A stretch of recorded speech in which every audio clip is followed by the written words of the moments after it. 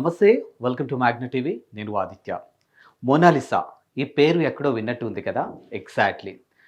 కొద్ది నెలల క్రితం మహాకుంభమేళ అంటే 144 ఏళ్లకు ఒక్కసారి వచ్చే మహాకుంభమేళలో ఎంతోమంది మునులు, ఋషులు, అఘోరాలు, అఘోరీలు, నాగసాధువులు, ఎంతోమంది భక్తులు, ఎంతోమంది రాజకీయవేత్తలు, ఎంతోమంది పారిశ్రామికవేత్తలు, ఎంతోమంది సినీ సెలబ్రిటీలు వచ్చినప్పటికీ కూడా ఒక్క మోనాలిసా మాత్రం చాలా హైలైట్ అయిందనే చెప్పొచ్చు. అందుకు కారణం ఆమె అమాయకమైనటువంటి చూపు. ఏదో ఒక తెలియని ఒక కళ అమ్మాయి ఫేస్‌లో చాలా స్పష్టంగా కనిపిస్తుంది కాబట్టి, అంత పెద్ద జనంలో కూడా మోనాలిసా ఏ స్థాయిలో హైలైట్ అయిందో మనం అందరం చూసాం.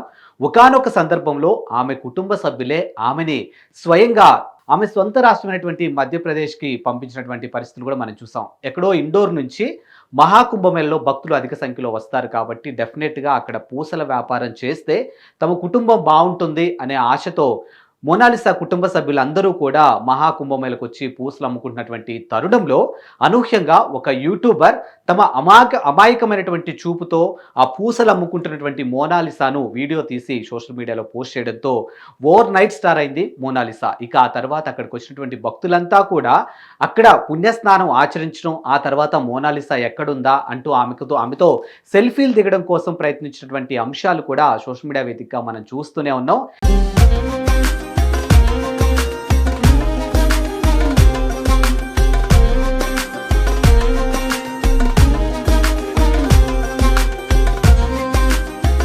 ఒక ఆడపిల్లకి అంత జనంలో ప్రొటెక్షన్ అనేది కరెక్ట్‌గా కాదు అని ఆలోచించినటువంటి తమ తల్లిదండ్రులు అండ్ అక్కడ ఉన్నటువంటి కొంతమంది పోలీస్ డిపార్ట్మెంట్ వాళ్ళు అధికారులు కూడా ఆమెని తమ సొంత రాష్ట్రమైన మధ్యప్రదేశ్ ఇండోర్‌కి వెళ్ళిపోవాల్సిందిగా ఆమెకు చెప్పినట్టుగా కూడా కొన్ని అంశాలు సోషల్ మీడియా వేదికగా బయటికి రావడం జరిగింది.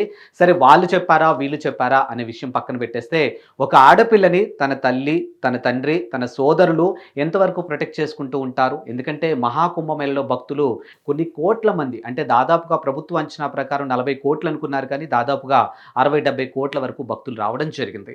మరి అంత జనంలో ఆడపిల్లని ప్రొటెక్ట్ చేయడం అనేది అంత ఆషామాషి కాదు కాబట్టి అండ్ ముఖ్యంగా ఏంటంటే అక్కడ పూసలు అమ్ముకుంటేనే వాళ్ళ జీవనాధారం. సో 3 పూట్ల తింటారు అనంటే ఖచ్చితంగా పూసలకి సంబంధించినటువంటి ఆ వ్యాపారం అనేది ఖచ్చితంగా జరగాలి.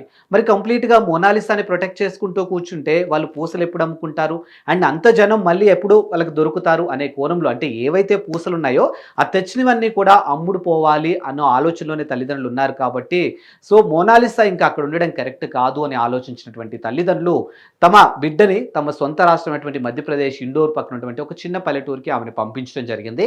ఆ తరువాత బాలీవుడ్‌కి సంబంధించినటువంటి ఒక డైరెక్టర్ ఆమెకి సినిమా ఆఫర్ ఇస్తాను అని చెప్పి ఆమెను కలవడం జరగడం జరిగింది. బట్ అనూహ్యంగా ఆ డైరెక్టర్ రేప్ కేసులో ఆయన జైలుకి వెళ్ళడం జరిగింది. ఆ తర్వాత మోనాలిసా సినిమా ఎంట్రీ ఇస్తుంది.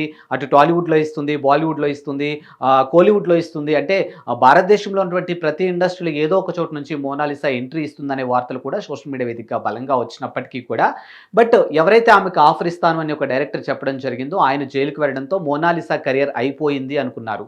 బట్ అనూహ్యంగా ఆ తర్వాత కూడా ఆమె కేరళలో ఒక షాపింగ్ మాల్ ఓపెనింగ్ కూడా రావడం జరిగింది. సో ఆమె మాట తీరు కానీ ఆమెకి సంబంధించినటువంటి హావభావాల విషయంలో కూడా కొంతమంది సోషల్ మీడియా వేదికగా ట్రోల్ చేయడం జరిగింది.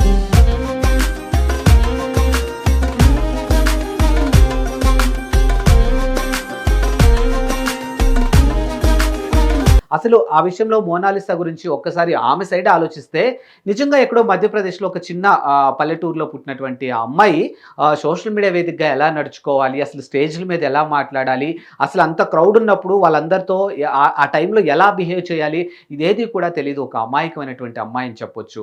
సో ఆ అమ్మాయి కేరళలో వెళ్ళినప్పుడు అమ్మాయి స్టేజ్ మీద మాట్లాడినటువంటి మాటల్ని కూడా సోషల్ మీడియా వేదికగా ట్రోల్ చేయడం జరిగింది.